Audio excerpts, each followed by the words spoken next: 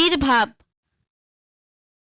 মানুষদের যেমন ৩৩ কোটি দেবতা আছে, ভূতেদেরও সেরকম দেবতা আছে। যে দেবতাকে তারা মানে, যে দেবতাকে তারা নিত্যি পুজো করে। কিন্তু আজ তোমাদের যে ভূতুড়ে দেবতার কথা বলবো, সে দেবতা কিন্তু খারাপ ভূতের দেবতা, জিন দেবতা।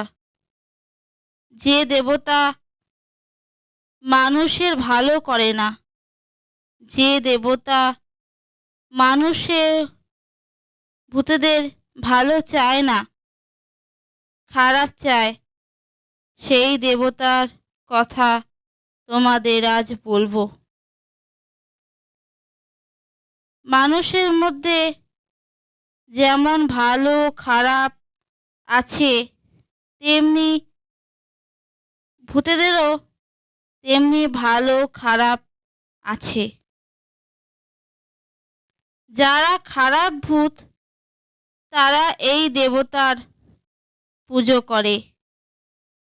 জিন দেবতার আবির্ভাব হলে কি কোনো মানুষ বা কোনো ভালো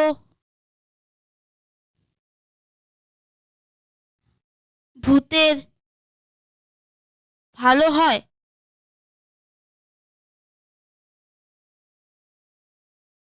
এখানে কোনো ভূতের ক্ষতি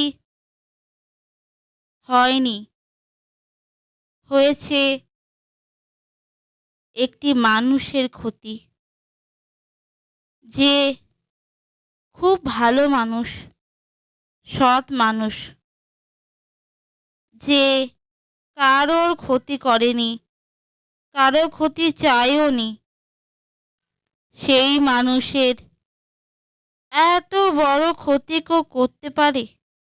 যাদের মনে পাপ, যাদের মনে হিংসা, যাদের মনুষ্যত্ব বলে কিচ্ছু নেই, তারাই শুধু করতে পারে।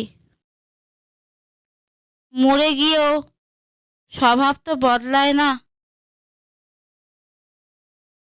সে মরে গিয়েও যাগ্গে ওই সৎ মানুষটি খুব ভালো।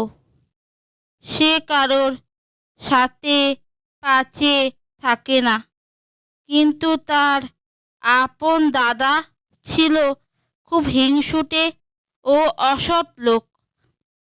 সে তাকে একদম সহ্য করতে পারত না, আর মরে গিয়েও তার এই স্বভাব বদলায়নি।